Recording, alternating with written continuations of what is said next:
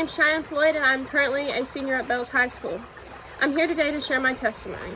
So most of y'all know that I have grown up playing softball. I played softball ever since I was 8 years old till about 13.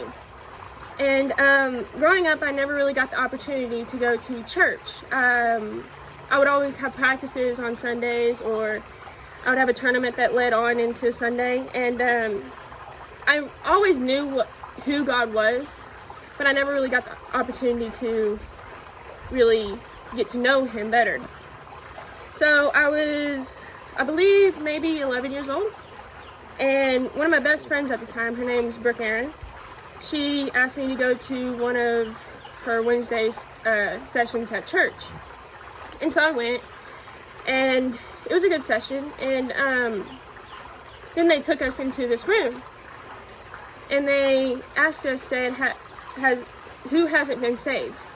And of course I raised my hand because I never knew what that was. And they led me on to becoming saved. And that day I was like, oh my gosh, like, he's real and I want to get to know him. So growing up, I would always get a birthday present from either my Aunt Angie or my grandma, and it would be a Bible.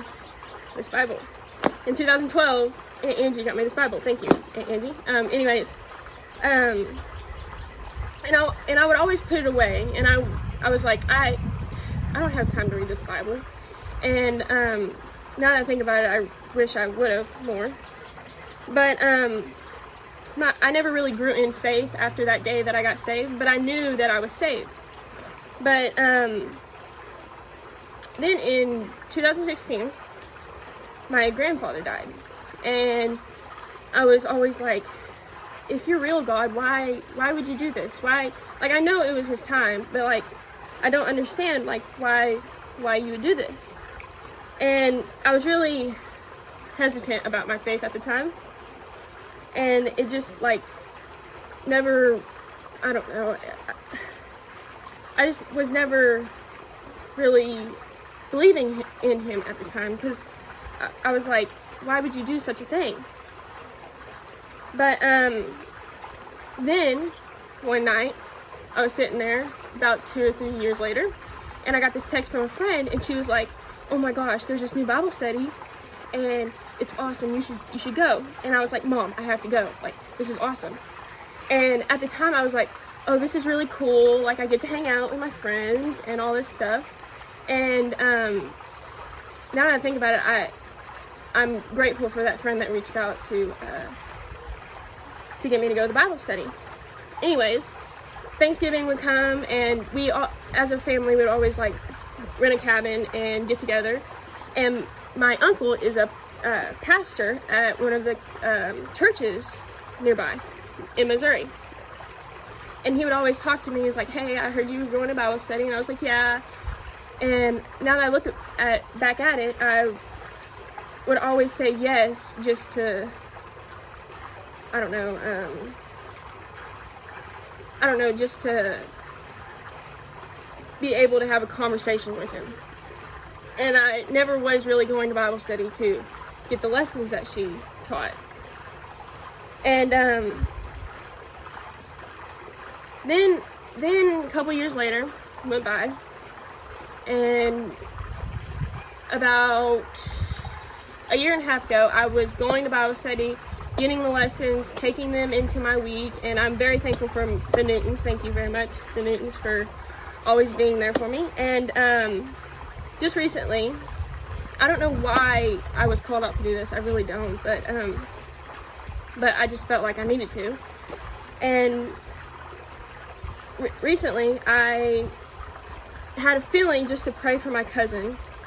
I don't know why, but I sat there and started praying, and then it had me going on to pray for a whole other bunch of crap, and I sat there and started crying. Well, at my house, if you get caught crying, you have to explain why you're crying.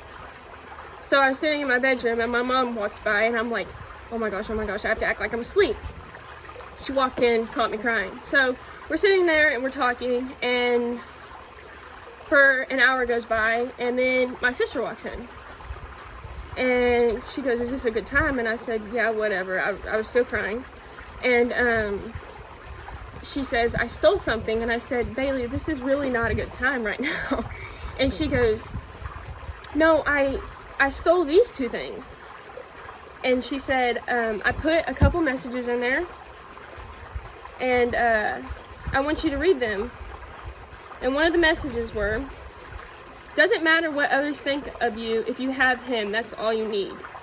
And I just started crying more, and I was just like, this is a sign from the good Lord saying that I do need him and that he's always there for me. And ever since then, I have prayed every night, have dedicated 10-15 minutes to him every day, and it really has changed like how I seek the world. Due to all this quarantine, I was in a negative mindset, and I just wasn't getting along with him. And now I've looked towards him, and honestly, if I'm going to be completely honest, I have been way more happier, positive than I've ever been in my entire life, and it's only because I feel more closer to him. So and here's just a little bonus, as Miss Lana would say. I always had a hard time like coming up with things to like talk to him about, and I would always be like, he doesn't care about that. And then now that I think about it, he does care. He's always there. And I start out every prayer with, "Please, Father, forgive me for my sins that I have done today." And I just give everything to him. And so, yeah, there it is, my testimony. Thank you, Miss Lana and Steven, for really pushing us to give our testimony, and it really makes me feel better. Bye.